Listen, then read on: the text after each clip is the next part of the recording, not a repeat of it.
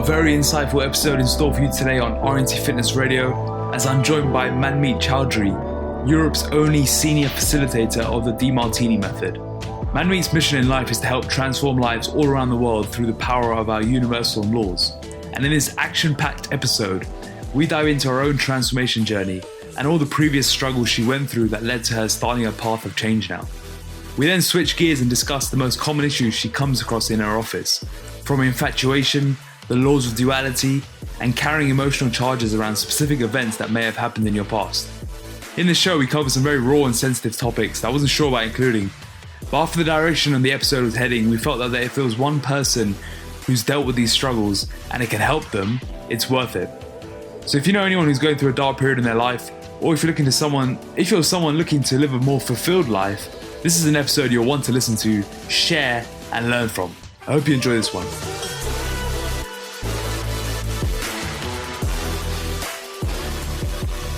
So, Manmeet, how's your RNT journey going so far? Well, it's I say challenging but rewardful. Yeah, it's going really well. It's not as hard as I thought it would be, and I do believe that the accountability to Ben is amazing. He's been great through my journey, and I've only been doing it a week and a bit. Yeah, and very early days. Yeah, very early days, but he's been awesome. Awesome. So we've obviously known each other for a long time. What's been your spark in starting the journey now with RNT? What's your why, and what's your why behind your why here? Well, there's a couple of things. I think before it was not being able to train. So I think last time I attempted to start with you around August time last year. I had a knee inflammation happen, and actually a couple of months later I ended up on crutches, which hasn't happened for about a good 10 years. So I actually couldn't train, but, was kind of keeping as much nutrition here and there. But the slips were definitely happening. But for me to get now back on track, I think I've, definitely connected it more so to my why of what I do in terms of serving, by coaching, building the business, reaching more people. And so I looked at how is me going to go on this R&T journey? Because, it's not just about health, it's everything involved. How is that actually going to help my purpose and my vision for what I want to leave behind, And I think that's what really allowed me to make that decision and solid. So there's a few things there. The first thing is the linking, which I want to come into on a more general topic after. Sure. But let's talk about your linking. What links were you making here that's forced you to make the jump? Because this time you approached me and you were like, Akash, I want to start. Yeah. You were pestering me to start. Yes. So there's obviously something had sparked. You had that trigger had hit you. What was it? And what was some of the linking work you'd done in yourself that had helped spark this trigger? Maybe before you talk about what you done as your own linking, is just explain what you mean by linking. Okay, so linking is a method and a process that you do when you take something that you're not inspired to do, but you need motivation. So people on the outside have to motivate you because it's lower in your priorities, right? But you do want to do it. So what happens is whenever we're setting goals and they're not linked to our priorities, so either they don't match. So for example, if I'm looking at R&T training, that's got nothing to do with me coaching individuals, right? But so therefore I see that to be in the way of my highest priority of coaching. Training is going to take out time in my schedule. That means I'm not going to be able to serve, etc. So I've already made enough subconscious de-links to that very thing I want to do. So unless I ask how is, training or how is me eating well through the nutrition going to help me in serving clients, I'm not going to do it. And, in the past, I've worked with individuals where they've tried to do something that isn't aligned with their priorities. But it's me specifically, when I've worked with other, coaches and trainers, they're having to pester me to keep on track. And that's because I didn't have access to this type of work before. So when I basically linked parts of the R&T journey, when I started last time, when I've done a transformation before in my body, and it was like, okay, the one thing I struggled with at that time was sleep, getting to bed on time. I didn't have an issue with training. I didn't have an issue with keeping up to scratch with the nutrition. But this time, because my nutrition had gone down in terms of my priorities, it was just like, very whatever is accessible.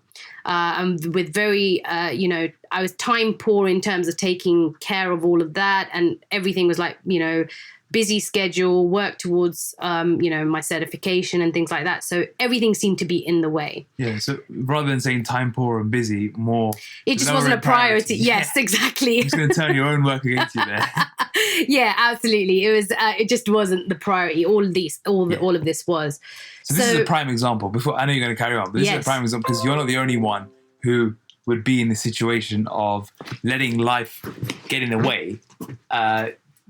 When you start using words such as busy, when you start using phrases such as time poor, it's really a case of priorities and linkings not having been made. Absolutely. Yeah, spot on. So you're about to talk about your links, but that's a really important part for people who may feel like they're not motivated, or they're constantly having to chase their tail or force themselves to go to the gym. They just haven't linked it to what's really important to them. And that could be their family, that could be their career. Absolutely. It could be a whole host of things. Yeah.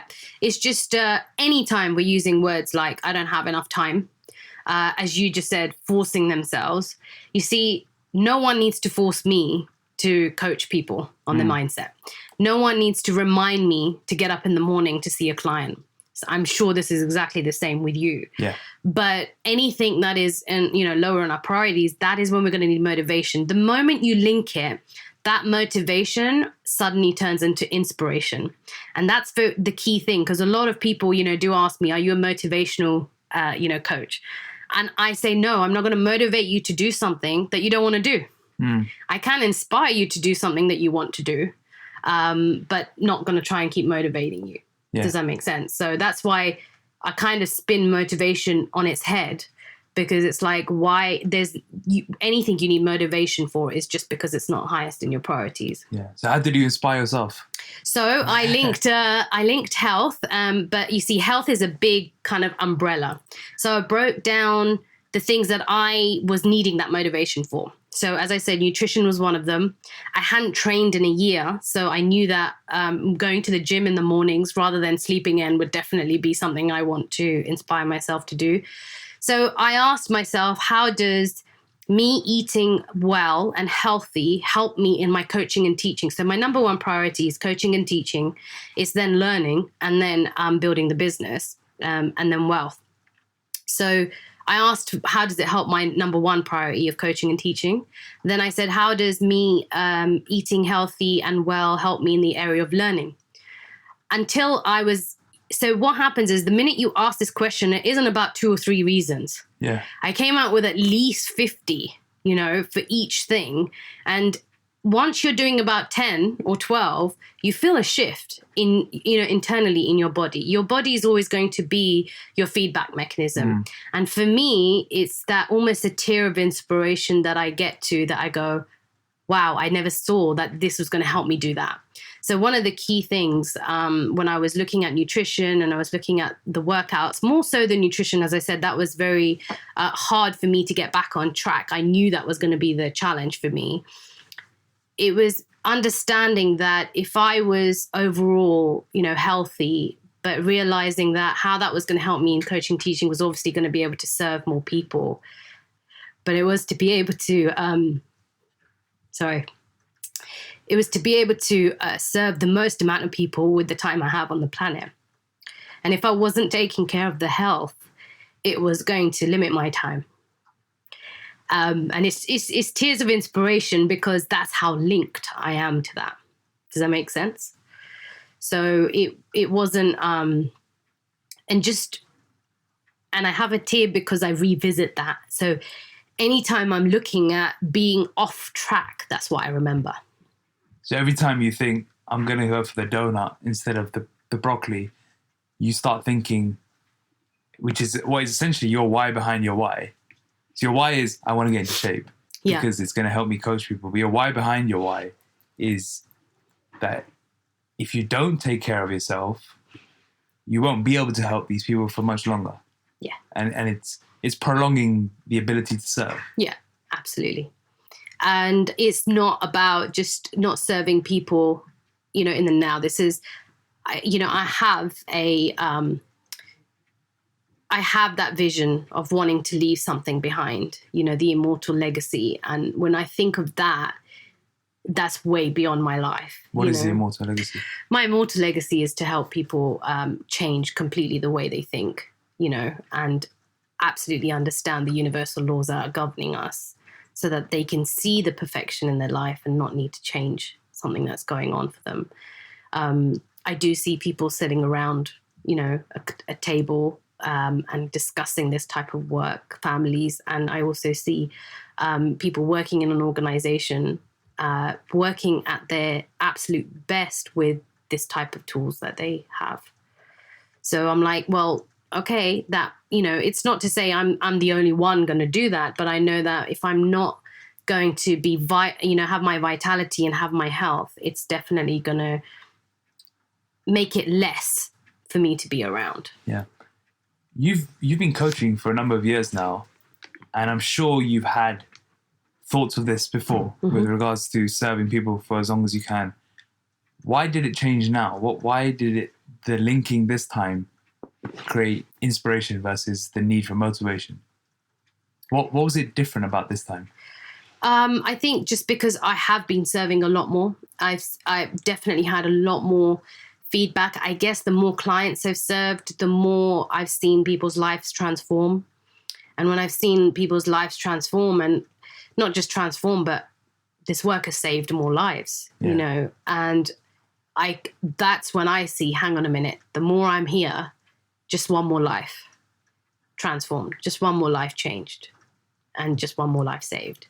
So I think with that kind of feedback, that's been going on for years. Because when you start out, you think, oh, yeah, I've made a difference in a few people's life. The more and more you do it, you get feedback from them by testimonials. And those are the things that, make life worth living, because you go, I'm here to make a difference. I had something similar earlier this year when I put my own health on the bit of a back burner, and I was pushing myself hard into work. And then I forgot that if I don't take care of myself, I can't run the business as it should run. Yeah. And it's actually disserving the business if I'm not prioritizing myself. Yeah. And I had a very similar link.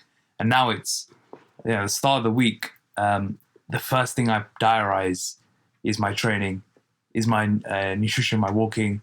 That's the first in the diary, different color. It's clear and crystal, because I know if that's not done, nothing else will work. Yeah. And you see, the thing is, similarly in my work, I prioritize my own work as well. Like as in my own mindset stuff, right? I have time in my diary where I work on my imbalanced emotions and things. And actually, it's funny you bring this up, because I literally read something on Instagram earlier today, someone's post, and it was about personal training. And they said to hire a trainer that has had their own transformation and has put in the work themselves before they can help you. And I thought that doesn't just apply to personal training. That applies to any service-based business, because unless someone's been there and done it, they can't help you. And so in my work, I say, and anywhere else, is put your own oxygen mask on first before you help other people. Well, it's funny, your own coach, Ben, did a Facebook Live a couple of weeks ago with that exact quote. Oh, really? He said you got to put your oxygen mask on first. Yeah. And something I always say is, if you want to take someone else to the extreme, you have to have been there yourself. Exactly. Let's take yourself to the extreme. Yeah, it's absolutely. This applies in every context. Yeah. Mindset, relationships, business, finance. Yeah. Cleaning your teeth. Yeah, exactly. You can't go to a dentist with black teeth, right? No. It's like, and I do see some. I see some personal trainers, and I'm like, are you really a personal trainer? Like you almost, it's like the image of a personal trainer. And the same way people will look at me on how am I managing my emotions before I help them do theirs, you know? And I quite, I put my stuff out there in terms of challenges so that people can see I'm just as human, but I have the tools to then at least get me back on track. You mentioned earlier you were on crutches earlier this year. Yeah. Tell us more earlier about, last year. Earlier last year. Tell us more about what happened there. As one of your challenges. Yeah. So I had inflammation. So I got into this journey, I think I shared on the last podcast, I got into this journey because I had inflammation in my knees before. And it was the first time that I experienced what mind-body connection was. I didn't realize that, if you've got any imbalanced perceptions, there could be a reason of why that's affecting you on the body. It's interesting now that I've done so much work around it. I mean, I've been on a course with Dr. Demartini where he outlines, 1,000 health conditions and the psychosomatic reasons behind them. And some of you may have heard of, Louise Hay's book, You Can Heal Your Mind, or so I think it's, You Can Heal Your Mind, something like that. And no, you can heal your life. And it's actually Dr. Demartini's work that, because they were friends, she took it and it tells you all the reasons that you can have certain illnesses. So at that time, when I first met Dr. Demartini, I was also on crutches, but I couldn't walk at all. And over a weekend, just balancing my emotions, I walked out of there without crutches. Mm. So when it kind of got this bad again, in my perception, I was basically looking at, okay, what emotionally is going on? Now, I did emotional work. I did do some nutritional work, which I think both of them affected, what was going on, and then my healing from that point on. So, there was a few things going on. I was, separating from an ex-business partner. So I was having a lot of emotion around that. I was wondering, once I separate, how am I going to make this work on my own now? Because obviously I launched with her. And so all these things were going on, and there was a lot of self-attack going on. And so, one of the things with autoimmune diseases there is a kind of a lot of self-attack going on. So that was what was showing up in what was then labeled for rheumatoid arthritis. And so I realized that as soon as I started to work on quite a few things around that area, that's kind of where I was making progress. And then, of course, as I said, with any type of illnesses, there is the mind-body connection, but there's also what are you putting in your body too. Yeah. So as soon as I made some of those shifts and changes, I was kind of back on track. But, now and again, I have it there. It's great feedback to let me know, because it kind of, I welcome it, right? It's not something I'm trying to get rid of now. I'm like, okay, it lets me see there's something here to investigate. What sort of things were you telling yourself in this state of self-attack?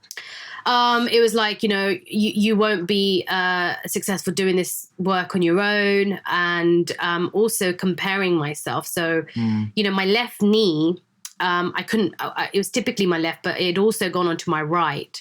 And if I go into some of the psychosomatics, if you want me to, is that, going deeper is the left side was giving me feedback on female or myself, and right was around my business.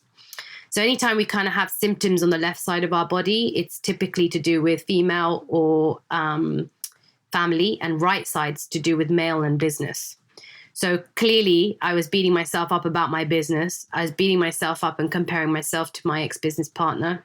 I was there was also a level of subordination to her. So the whole bending my knees was interpreted as a subordination.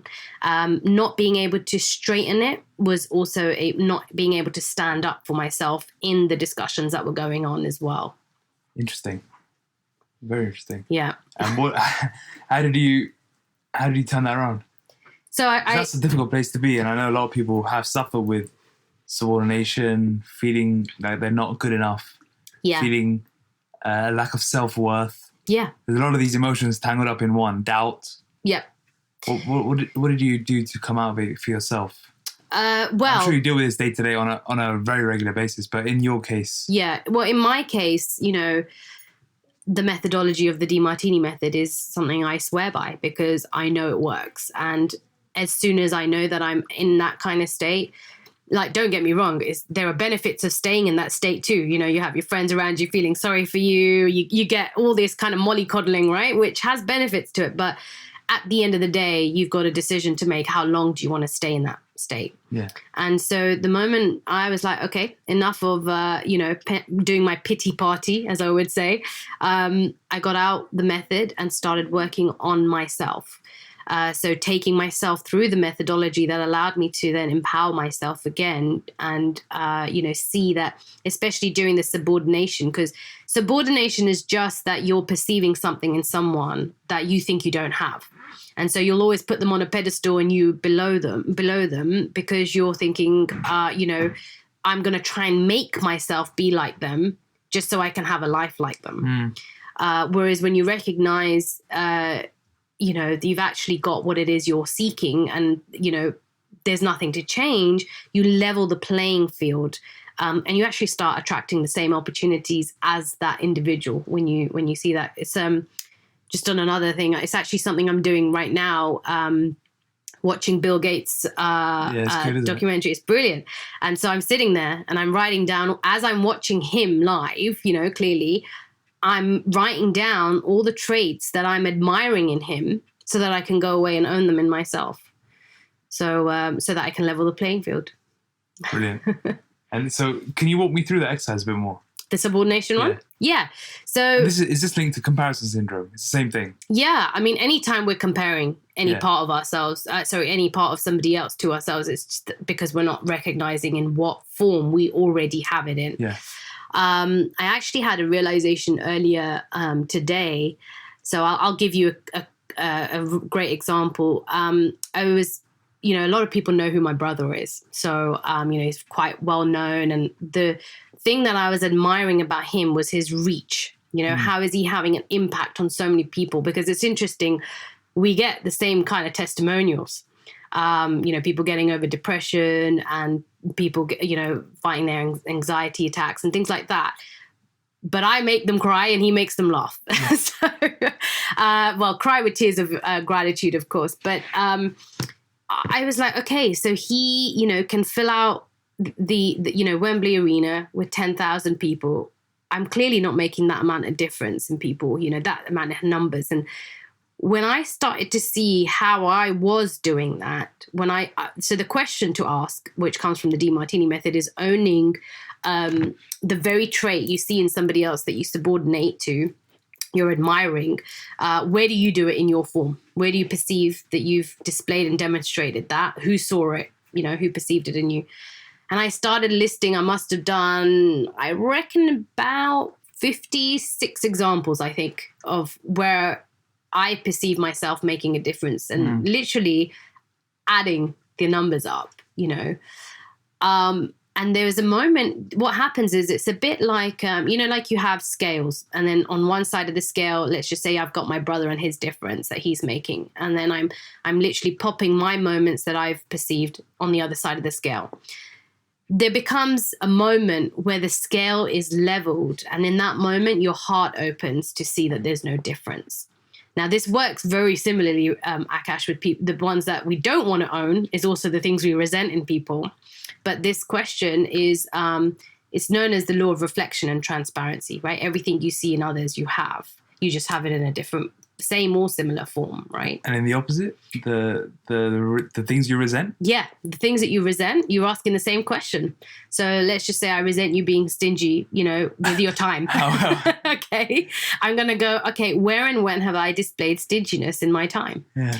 And who's perceived me doing that, right? I can tell you there's plenty, right? Because the ones that I'm going to perceive myself also being stingy is going to be just because, especially if I look at time, it's going to be where something's not important to me. I'm not going to give someone my time, right?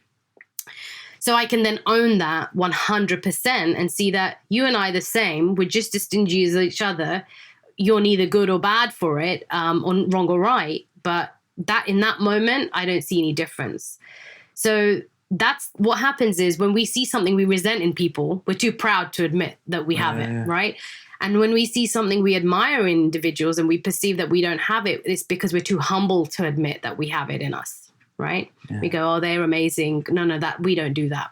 So actually the moment I did that and owned 100% that, I was making a difference, especially, I looked at the number of 10,000 and sometimes it's, it's quantity and quality, right? The moment I saw that, especially when you also told me the last podcast had been listened over 1,000 times, I'm thinking, well, who else, have they got to listen to it, etc. Yeah. you start to see the ripple effect of your work. And it was very shortly after that I got shortlisted for an award, because along the making the difference was also recognition for me. And I was like, he's making a difference, but he's also getting recognized. And in my mind, when I was owning it, I was also seeing him have awards. And it was just so, it was so like heart opening to go, hang on a minute, I've just been shortlisted for an award. And this is one thing I was admiring in my brother. Does that make sense? So, it's very powerful. It allows you to, people aren't here to be put on pedestals or in the pit. They're here to be put in your heart. And the only way you get them in your heart is when you see there's no difference. Amazing. I think that's very, very applicable. I'm thinking of all sorts of examples in my head that it can be applied to. You said one thing I don't think, I don't know the exact full story, and I'd like to know more, is how did you get into all of this in the first place? Because you didn't just jump straight out of school and become a coach. And I know that you can either, because you need a certain level of life experience. Of course. What was the life experience that you accumulated to mark the point that you realized you had to take a different trajectory in your life? I think it was a number of things. So, in terms of my work, I was working in a sales job. Pretty much, I think I mentioned this in my last podcast, is number one saleswoman. My sales took a nosedive dip when I was working for a clinic in Harley Street. And what was going on for me then? So it was about 2005, I was introduced to the personal development industry, right? I did a lot of courses. I'd spent some time and, energy with Anthony Robbins. I'd done Landmark for him up to quite a high level. Bob Proctor, I'd been around him for quite a while. So many great people in the personal development industry that I'd spent a lot of time with and implementing their, let's say methodologies or the way of thinking. And what happened is I was trying to have this positive life. Because this is what they teach, it's just about, get all positive, change your state to be all, up there and elated, really. But what happens is the further up you go, the further the crash. And that's what happened to me. And at the time I was going through, so that was, the time that basically I was dating somebody who wasn't acceptable by my family. They had said to me, you either choose him or us. So I'm at a real crossroads now, between family and somebody I wanted to be with. My family was a high priority. For those who aren't, it's quite an easy decision, right? And that was really causing a lot of conflict inside my body, which also then that's what showed up a little bit later as well. And at that time, I just didn't know what to do. Finances were also on the back burner. I was very disempowered in the area of finances. I was in a lot of debt. So I just didn't see any way out, And as things just in my perception got so bad, all I could see is that this is just, the worst it could ever be. And I was like, okay, there's no light at end of no tunnel. There is no tunnel to even have light over, right? At the end of, and then I was going, okay, so here I am implementing all the work of all these people, but my life is still having these challenges. Clearly this work doesn't work. Clearly this way of thinking doesn't work. So there came a time in my life that, you have that kind of conversation with God, don't you? And you think, well, why me? Why did you choose me? And I think, on the outside, when people don't, it's a bit like, if Facebook's like fake book, but back in the time, Facebook wasn't used as much, but you kind of just perceive everybody else is living this amazing life. Everyone's happy on the outside. But you don't, when you're not spending 24 hours with some individual, you will always kind of see one side that you're aware of, even though they're displaying both sides, right? And I was like, okay, everyone else has got an amazing life but me. Everyone else's, families, are absolutely functional, but mine's a dysfunctional family. Everyone's got great relationships, but me, I also had some challenges in that relationship too. And it was just, and I'd also been through other relationships, challenges where I was like, okay, so I had been, I want to put like, quote unquote, cheated on. Okay. But now that I've worked on it, I love calling it outsourcing, the sex. So some of my exes had chosen to do that. And so I got to a point where I basically thought that, not being here on this planet was better than being on the planet. So I actually thought about, well, how am I going to take my own life? So I was thinking of a couple of options, like, do I drive my car, into a kind of tree, or do I take some tablets, or pop some pills, or, all these things were definitely, there going through my mind. And it was then that I came across Dr. Demartini, and I came across him because a very good friend of mine, Dizzy Taylor, said he's also done a lot of this work with me in terms of personal development. But I don't know, have you ever seen The Secret or read the book The Secret, right? I know the concept, yeah. Yeah, so we were all quite heavily into that, and, Dr. Demartini appears in that. But he said, there's a guy, Dr. Demartini, that was on The Secret. As soon as he said that, I said, I'm not interested. I was like, it doesn't work. I'm trying to think about a happy life and it's just not happening. And he said, no, you don't understand. He goes, just give this one chance. He's there in London. Just go and hear him speak. So, and there was a couple of things he said, that just got me out of my house, and I just went down there. And I remember sitting there with about 300 people, and, his opening line, and very interestingly, like I've been with him now for nearly 12 years, I haven't heard him use this opening line since. So, like how you look back and you go, that line was just for me. And he just said, how many people in this room are into positive thinking? And, I was actually sitting there with my arms folded thinking, what is this guy going to teach me I don't already know, or not heard already, And so I didn't put my hand up, but clearly it was me. And then he is like, and how many of you still have negative thoughts? And I thought, if this guy's going to answer this question, I'm interested. So I literally unfolded my arms and I listened. And I was there with a very good friend of mine, Vinny. And we just sat there going, oh my gosh, this all makes sense. And what I loved about the way that Dr. Demartini was speaking, it was, it wasn't about, like, for example, separating science and religion. It was how they were actually intertwined. It was, where do the universal laws even come from, and how we can't argue with them. And that is what's governing our life. And it was more about that you're never going to get rid of challenge, which we know, but we still try and avoid that. And we try and seek only pleasure in life, right? And only a supportive life. But I understood why, because on an animal level, if we look at that, we're all, as an animal, we were trying to avoid the predator and seek our prey. So clearly that's our animal brain that wants to do that the whole time.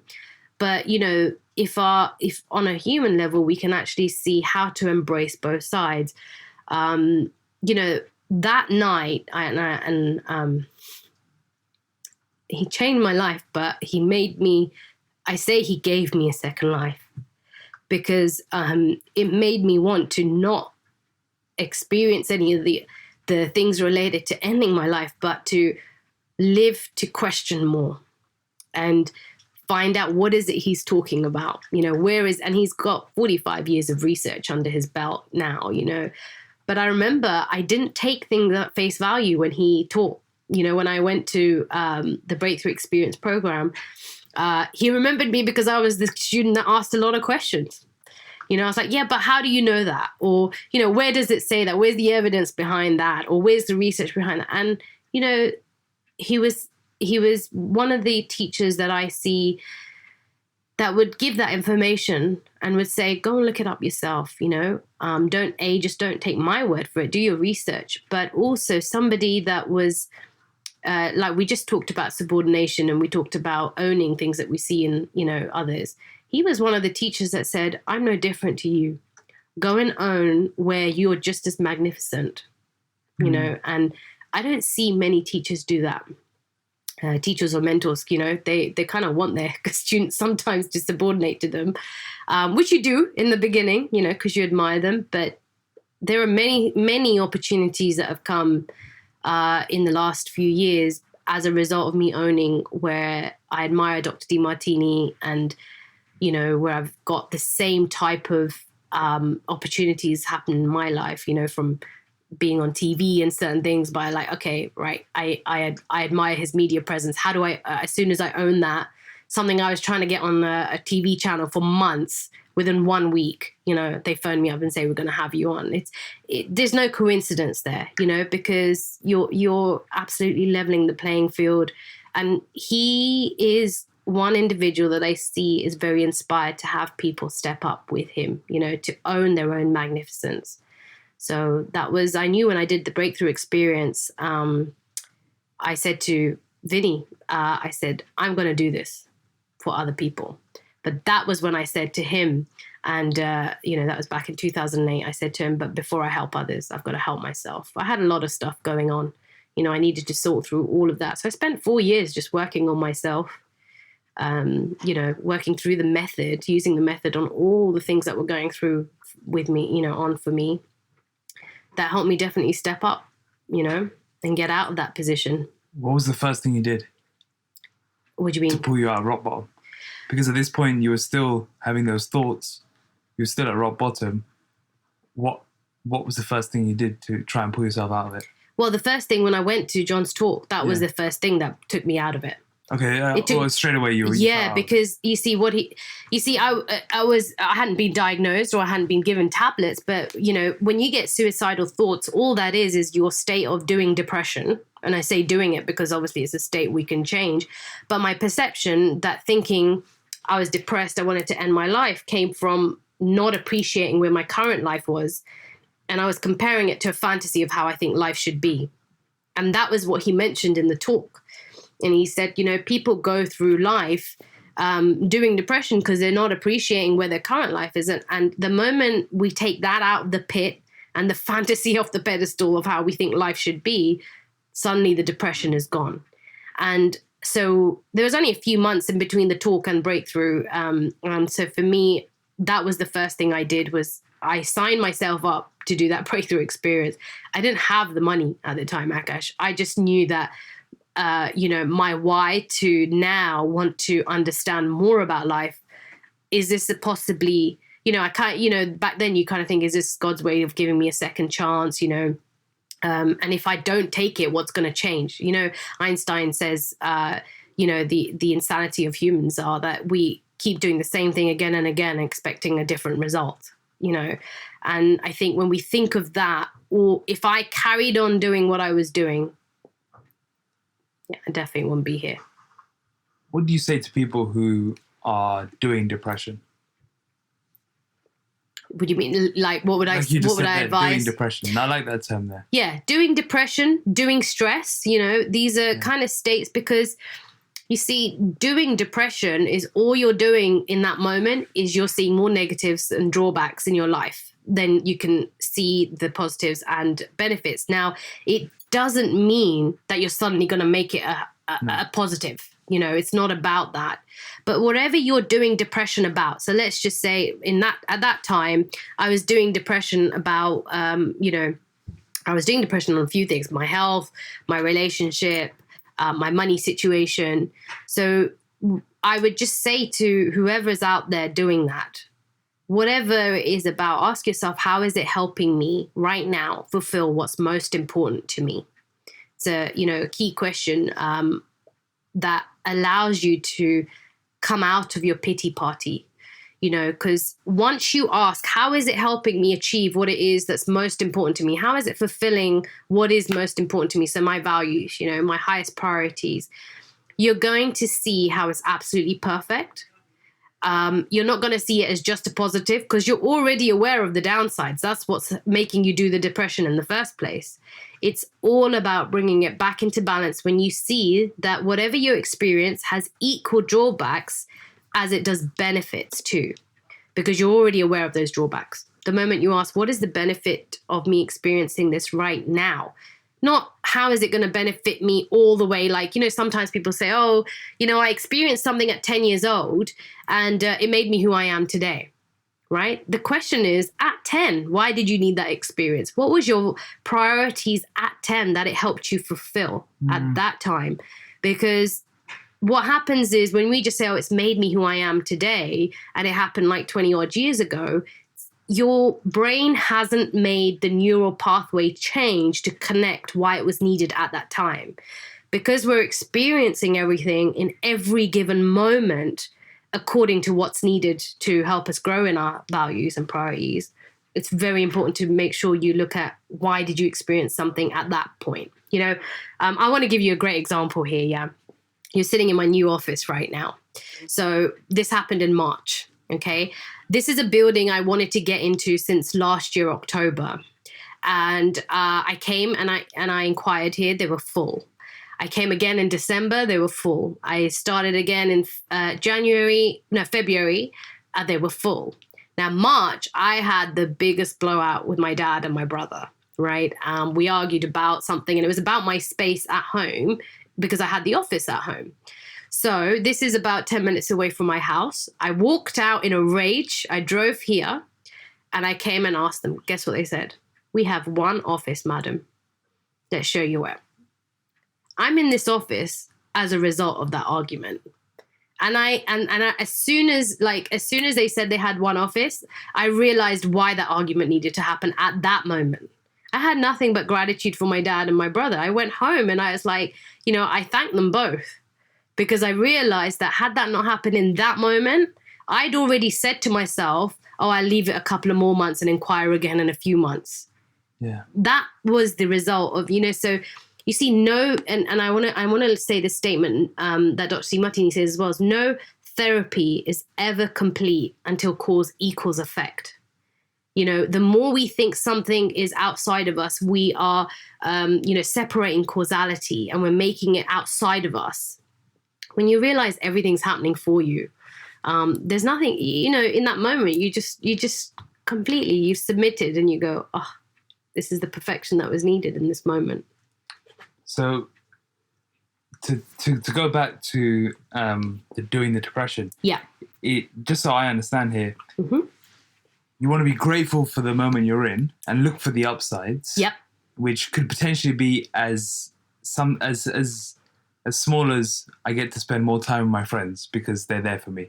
Is that the sort of link you're trying to make? Yeah, I mean, it really depends on the individual, okay? Because everybody's priorities are going to be very different. Yeah. So let's just take a look at when I was off for a month, when I had my health issues, I was at home. So I was doing depression around that. So I just asked, well, how is me being at home actually a benefit to me? And I was able to spend a lot of time with my mom and dad. And my mom had, clearly said, we don't see you much. And she was able to take care of me. I was also getting a lot of rest that I hadn't had for months. I connected with my mom on a very different level in that 1 month that I don't think I've done in years. And for that to happen, in that moment, I was seeing that. And then I was like, all right, universe, however long you want to kind of keep me here is cool, because I was linking it to what's important to me. So yes, and I did have a lot of friends come around and see me. I did have, and I had gifts. People were bringing gifts, and it's like get well gifts and things. I was like, yeah, this is all right, But it was just to see enough benefits, because the minute is you don't want to go, oh, this is a great thing that's happening, because then now you just swing the other way into the other positive side, not bringing it back into the optimum side. And then something would naturally bring you down anyway. Exactly. Yeah. So whenever we're doing depression, I think the two things is how is whatever you're experiencing right now, how is it helping you and serving you achieve what's most important to you? And then the second thing I would do is that fantasy you think how life should be is actually ask, if I had that, how would it be a downside? How would it be a drawback to me? How would it be a negative if I had that currently happening in my life right now?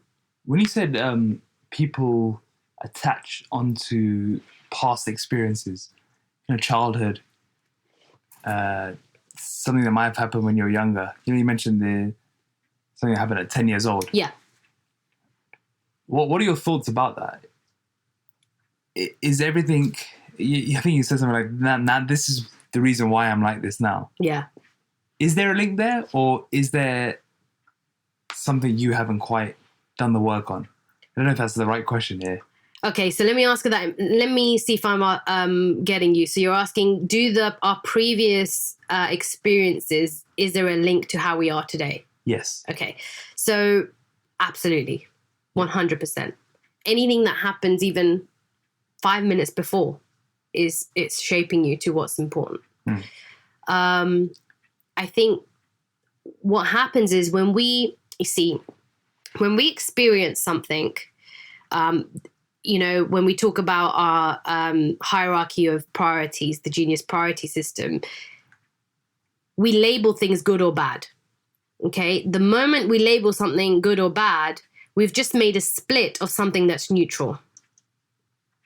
Does that make sense? Yeah. So whatever we're experiencing and the individuals we're experiencing, they're neutral. But let's just say, clearly you and I, let's just say we met somewhere and you said, that coaching thing you do, that's pretty crap, right? Yeah. Now you've just challenged me in my highest priority. I'm going to label you bad. Now I just make that a split. And what happens to that split is it stalls in my subconscious until I access that to neutralize it again. So all our subconscious is a storage for all unconscious splits, because even if and then let's just say, your coaching is amazing, this is great, and I only see you to be only a good individual, for example, that will also store. So anything that's either a positive or a negative. But if I see you as an individual that has both sides, there's nothing stored. I just see both sides of you. Does that make sense? Yeah. And that's the same with an event. The moment we label an event we've gone through, experience we've gone through, either, sometimes people say, oh, this was, actually I worked with, in fact, one of your clients, and they went away for Christmas last year, and she came to me in January. It was an amazing experience. The family were together, etc., etc. And I said, so what were the downsides? No, there weren't any downsides, Manmeet. And so you see now what happened is January, everybody got back to their work and everything. And she's now chasing a fantasy, which is, I want things like they were in December. She's trying to chase a one-sided event, which she's perceiving, which in fact it had both sides. The moment we saw that time in December away with the family over Christmas, etc., had both sides, she was like, oh, yeah, there were those downsides. There were things I couldn't do. There were times that they were going off and doing their own thing. And, there were times that I wanted to watch something else. They wanted to watch something else, Okay, it was a neutral event. And I said, so now what your current situation is, what's the benefit of that being this way? And then when she took that, it was almost like you're taking that out of the pit, because now you see, when we're trying to chase that one-sided fantasy, it's the source of human suffering. So when people have traumatic experiences in their past that for a long time end up shaping them and how they are now, is it a case of accessing that subconscious chamber that you mentioned and going back to the event and neutralizing it in order to free yourself from the perceived negative shaping it's created? Absolutely. And you said the most important word in that sentence, which is perceived. So even somebody, it's like, even you saying that it's traumatic, it's a perception. Yeah. Because it's an experience that we've labeled traumatic. Yeah. I have dealt with a lot of clients who have been through experiences that the average individual would say, how on earth can that be anything other than traumatic, right? But once we ask the right questions, we see that was just an event, that was just an experience needed at the time. Does that make sense? But you're absolutely right. It does shape us until we neutralize it, because you see, anything that's stored in our subconscious is running us. And anything that we haven't seen the gift in and the balance in, for sure, is going to run us, because we're going to either try and avoid it if it's something that we perceive negative, or we're going to trying to keep getting that thing or fantasize about it if we think it was positive. How do people, and this is something you probably see all the time, but I'm trying to get my head around it as we speak here. Yeah. How do people find positives or attempt to neutralize events such as child abuse, rape, abusive relationships? Okay, you really want me to go into this? This is quite deep, and these are the kind of events that I've dealt with. Yeah. Okay. How do they find it? Is as long as they're willing to look, they find it. As long as we ask the right questions. The thing is, you see, you label it abuse, you label it rape. Yeah. Okay. An experience. I'll share something. You know, I said earlier, you can't help others if you haven't either gone through it. So clearly I've not myself experienced any kind of sexual experiences.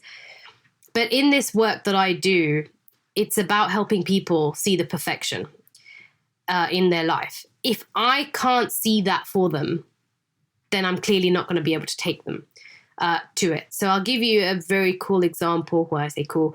My very good friend whose daughter, you know, calls me auntie. And earlier this year, she said to me, can you help, you know, your niece? Because she had a sexual experience. So it was what you would label, you know, abuse. And, you know, can you help her? She's seen many counselors and she's tried therapy. Nothing's helping her. And I said, not right now, because I want to, I can't swear, but I want to kill him, right? Yeah. So I went away and worked on that for myself, as in I wanted to, and I know my niece very well. I knew what her priorities were at the time and how that could have even served her. So until I was at that point of seeing how that was perfect, you know, and the thing is, I've worked with other individuals, but it's not so close to home, right? So when I'd done that, I said, okay, now I'm ready to work with you. And similarly, I have stopped. It's only been about 3 times. I have stopped a session where I have found that I've got emotionally charged, either negatively or positively, typically negatively. I remember one client, I stopped a session when we were dealing with his gambling. And I was like, hang on a minute, this is brought up something that happened with an ex. So I'm going to have to cancel this session, work on my own stuff before I come back and help you. He was annoyed at the time, but boy, when we came back the next week, we were done in 20 minutes because he just said, okay, I see what you did there, you know, because he clearly could see that anything we can't see the perfection in, we're not going to be able to, as a facilitator of this work, going to help anybody else. But the moment I had a session with my niece, she said, Auntie, I would never have thought there was even one little positive in what happened. And she listed them. And she listed them for herself to the point that she got grateful for what had happened. And now that might be a bit of a shock for you and the listeners. I've got to ask, like, what sort of things was she saying here? So some of the things, okay, so she just moved to a new town, okay? She'd moved from London to a new town. And so she was in a new school. So she had this experience. She wasn't really into guys. But because she had the experience, she was able to talk to other girls about how really you should be kissing, how really you should be, you know, showing affection to guys and all of this. That made her the wanted girl. This is a new school, and she was very shy, you know, very shy kind of. She wasn't going to make friends in a new school in the value system, priority system she had. But as a result of that, she almost became the wanted child, like as a friend. Be friends with her because she knows what she's talking about. Yet she didn't even have a boyfriend. So, I mean, these are some of them. It might, and this is something for her. I really didn't know we were going to go down this route, but hey. Nor did I. Really. Nor did I. But there are some other individuals, you know, if we just take society's labels off for a moment, you know, I've dealt with an adult who had incest when she was younger. And I said, so what did you call it? Because you see, it comes a time when you don't know it's to be anything else than what you're experiencing at the time until, you know, society or the schools or everything that kind of go, well, that's a bad thing. That shouldn't happen. And she is like, well, I called it fun. So I'm letting you know that there are people out there who are probably thinking this is ridiculous now. Okay. Yeah. But this is what's happening. And I would rather help people take off all of the labels that society imposes on us and just ask the question, why are we experiencing what we're experiencing right now? Why did we experience what we did when it was the time? And actually, if we went into this a lot deeper, there's a reason why that plays out in certain family dynamics as well. Because, if there's any suppression of sexual activity in the family, especially like incest around it, if you really look at a family dynamic, and which I've worked with, family, and realize that the more that something is suppressed in a family, it's got to be expressed somewhere. So if the parents aren't doing it, the kids are going to, play that out. And if there's something within the wife not providing or the husband not providing for the wife, it's going to be outside or it's going to be within the family dynamic too. But this is like way, way out there, Yeah, I was going to say expand on it, but that might be a bit... No. This is, yeah. So you're talking about something which links very closely to your company name. Yeah. Optimum Performance Solutions. And the word optimum is done deliberately. Yeah. Correct? And it's about promoting a state of balance. Mm-hmm. Now, can it be taken too far whereby every time you experience joy, you're looking at the downsides and you struggle to celebrate successes as a result of it? Can it swing the other pendulum as well? Yeah. I mean, it's... How do you find that right? How do you find the optimum in not being too much in the pit, not being too high above, but just being there, but still enjoying the positives and the negatives that come along with it? Well, you embrace both sides. And when you, for example, if you think you've got to win, okay, so here's the thing. If you don't humble yourself to see both sides, you're going to be humbled on the outside. Yeah. So I would rather humble myself before somebody else on the outside humbles me. And that is when I look at the whole thing around, if I think I've done an amazing job here at work, I can guarantee you if I go elated and high home, my parents are going to, bring me down. Now that I have parents, but for those who are married and have partners, this is what happens. When you're feeling really elated, your partner or your spouse is going to bring you down. You go home thinking you're really crap and, I'm not worthy of anything, and they build you up. The purpose of, your partners and other individuals are to bring you back into equilibrium. So when you start to see that, you don't get attached to what's going on because you just go, I just needed humbling in that moment. That recently happened with my certification, although my mom was, in hospital at the time. But although I was humble when I was receiving it and everything, literally 5 minutes before I got to the hospital, I was a little elated. I remember sending a voice note to a friend of mine. I was like, oh my God. And I even got my certificate today because I wasn't expecting it. It was meant to be the next day. So I even got my certificate today, and I get to the hospital and my mum humbles me like, oh yeah, now it's all right for you. It's everything that came out. And then, you know what? I just went, thanks, Mum. Thanks for humbling me right now. So I didn't see that. I was like, oh, why you even put, I just realized in that moment why that was happening for me. But the more you see that if I'd gone in and, been humble from the beginning, then I don't need to be humbled on the outside. Does that make sense? Yeah. Yeah. Speaking of relationships, not from a parental child one, but more romantic, I assume you have many people come in off the back of relationship experiences that didn't work too well in their perception. Is that worded correctly? Yes. You're doing really well at this, Akash. What are the most common reasons for breakdowns here? I think the number one reason for relationship breakdowns, romantic ones, is a change in priorities or a change in perception of those priorities. So when perception within or between them. Yeah. So like the moment, I don't see how someone that I'm with serves me my highest priorities, there's going to be a relationship breakdown. And I think, in fact, there is another reason is if you're trying to change your partner. Everybody just wants to be loved and appreciated for who they are. And who they are is an expression of their priority system.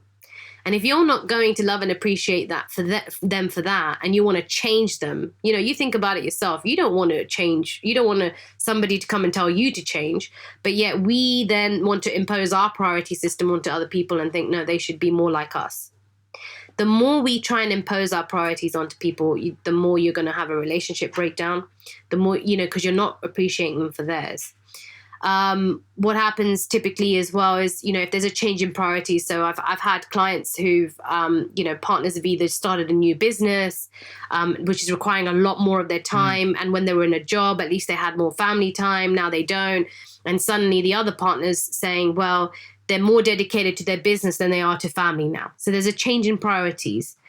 If the individual who's feeling the resentment doesn't ask, well, how is them being dedicated to their business, for example, helping me raise my family, they're going to see a disconnect, that de-link of priorities.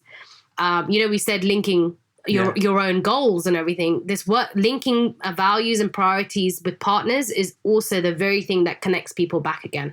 Is it the same situation where you get one partner who's, let's say, the RNT journey, they're transforming their body, doing something really good for themselves, and there might be a bit of jealousy on the other side or resentment that they're doing something for their own self, or they're taking perceived time away from the family. Yeah. Is it just the case of they need to see the link of how what they're doing for themselves is benefiting their own life and their own family at the same time? You hit the nail on the head. Absolutely. So if there's anybody on your podcast right now that one of the partners, is resenting them for being on the journey, get them to listen to this bit right now. Okay. All they've got to do is the individual that's resenting the other individual for being on the RNT journey. Okay. So I'm going to use names because I keep using it. So let's just say you and I, and just say, I am resenting you now for being on the RNT journey. I'm going to say, ask this question. How is Akash dedicated to his health and his RNT journey helping me in the area of coaching and teaching? Yeah. Does that make sense? Yeah. Because your priority now is that, but I got to see, I'm not going to say, how is it just helping me? How is it helping me coach and teach? Well, guess what? When you're like, you get up for the gym, that might get me up to go up and start preparing for my coaching and teaching. That might also help me get prepared. Because you're going to coach and because you're going to the gym, you're not requiring me around, which means I can serve more clients. And now what happens is I'm not resenting you for doing that. I'm becoming grateful and not wanting to change you because you're actually helping mine. Because there's one thing that I'm going to leave, everybody with this understanding is that no one cares about other people's priorities. They only care about their own. It's always about what's in it for me. So if you're dedicated to your RNT journey, I want to know what's in it for me that you're doing the RNT journey. So it's the question that partner needs to ask is, what's in it for me when they do that RNT journey? What do I get to do with that time that they are dedicated? Or, for example, if they're making these meal preps and, them making that, how is that helping me? And it all depends on what the partner's priorities are, because when they ask that question, they're going to come up with links. You and I'm, sometimes I work with clients, right? And I go, whoa, they the ones that say, I've never seen that. I was like, I've never heard that one before, So sometimes we make links, that surprise us, but I would never have come up with them because they're not my priorities. So the moment you ask the question and let your intuition guide you, because it knows the truth. It knows the answers. I'm just asking the right questions to get that from your subconscious into your conscious mind. Brilliant. And on that note, let's finish with a question that will leave a lot of value, I'm sure. How can we take steps to live a more fulfilled life? What are the top 3 tips? Oh, lovely. So an optimum fulfilled life. Yeah, let's say that. Okay. The first thing is to know what your priorities are. I think you did a great article on what we used to call HILPS, which is Hierarchy of Individual Life Priorities, which we now call GPS, so Genius Priority System. It's down to the same thing. And the only reason we call it these different names is I don't want people to get confused with what values are, right? Because with values, people kind of think honesty, integrity. you need to understand what is your individual life priorities. So go through a priority determination process, the one that you've given. A little bit more in depth of that is a value determination process that Dr. Demartini's got, on his website. The more you know what you're being guided by, the more you know your GPS that's guiding your soul, the more you're going to understand yourself and also other people. So that's the first thing I'd say. The second thing is set goals. You kind of heard things like SMART goals or things. I say this is the secret left out. The secret is set goals that are more aligned with your priorities or change your priorities to match your goals. So that is something, let's take RNT. So if RNT is not even, if health is not in my top 3 priorities, I'm either going to link it to my priorities and make it a priority, or I will completely have a goal. Let's just forget RNT and have another goal that is more aligned with my priorities. So you choose. You either link what it is that you want to do to your priorities or change your goal to match your priorities. Does that make sense? Yeah. And then the third thing is balance your emotions. I think this third thing is very key. I do my gratitudes at night. I write down what it is that happened during the day that I'm grateful for. And it's not the things that I'm just like, oh yeah, this was amazing. I'm actually, sometimes there are definitely, especially because I travel a lot, my pilots, go in my gratitude journal because they got me from, place A to place B. But there are little things, just somebody, for example, today I was, asking some help from reception and they gave she's going to go in my gratitude journal today because, I do believe that the more you're grateful for things, the more you have things to be grateful for. And those gratitudes can be sometimes also, a bit to do with affirmations, as long as your affirmations are balanced, not I'm going to have a happy day today, And what then would be a balanced affirmation? A balanced affirmation is I embraced both pain and pleasure today. I am inspired. I'm enthused. I'm present. Any of those kind of affirmations. Also, I embrace both. Like if you're saying pain and pleasure, another word of it is I embrace today support and challenge. Right. So you're not really expecting to be one-sided. That's what I mean by that.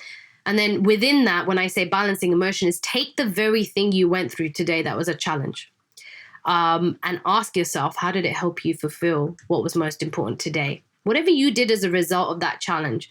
Now, that challenge, sometimes I'm not perceiving something to be negative, but I'm perceiving something to be quite positive. So let's say I got a client, right? I'm going to ask, what are the downsides of me getting that client? Now it's, oh my gosh, it's going to require this amount of work and he's from here. I know when I've had a specific client that has certain things attached to them, I'm like, yeah, this is an amazing client to have. And I go, great, what's the downsides of having this client to my priorities? And the moment it's balancing your emotions, whether you're too high, bring you back to balance, whether you're too low, bring yourself back to balance. That's when you end your day in an optimum way. I like that. I just came up with that. So. End your day in an optimum way. Yeah. That's the way to do it. I was going to say you can't top that, but what's one quote you live by? Oh, I the one that I already just said. I embrace both challenge and support equally. Yeah. I think with that is there's one of Dr. Demartini's, which is wisdom is the instantaneous recognition that crisis is a blessing. Amazing. What are you most excited about in 2020? What am I most excited about? Well, there's quite a few opportunities happening. Some are starting to happen this year. But I think this year there's going to be a different level of service that I'm looking forward to provide. I'm also looking forward to being very healthy, and I'm going to be working towards a shoot. Oh, so, yeah? You're going to be on the transformations wall? Yes, for sure. So I'm definitely working towards that. So looking forward to that. Amazing. Where can people find you and find out more about what you do? On my website. So it's www.optimumperformancesolutions.com. It's a bit of a long one, but all one word if you just type it in. I'm on Facebook, Instagram. You can find me on there, and also on YouTube. I do as you get them. I do a lot of Wisdom Wednesday videos. People can go and check them out because I've had a lot of people now say they want to share that. So I've, put it all up on YouTube. Brilliant. And all your course content is all on the website? Yeah, on the website, if you just go onto events page, you'll see my events as well as Dr. Demartini's, because I basically lead the facilitation team there. So I'm there too. Brilliant. Thanks so much for coming on, Manmeet. Thank you so much for having me. And I'm really humbled and definitely a pleasure to be on for the second time. So thank you for asking me. No, thank you. Thank you so much for being here today on this episode of RNT Fitness Radio. I'd love for you to do a quick little favor for us. Please head over to iTunes and give us a 5-star rating, leave a comment, and share it with your family and friends. If you're interested in learning more about how to transform your body and positively change your life, go to www.rntfitness.com and explore all our free content on offer. Thank you.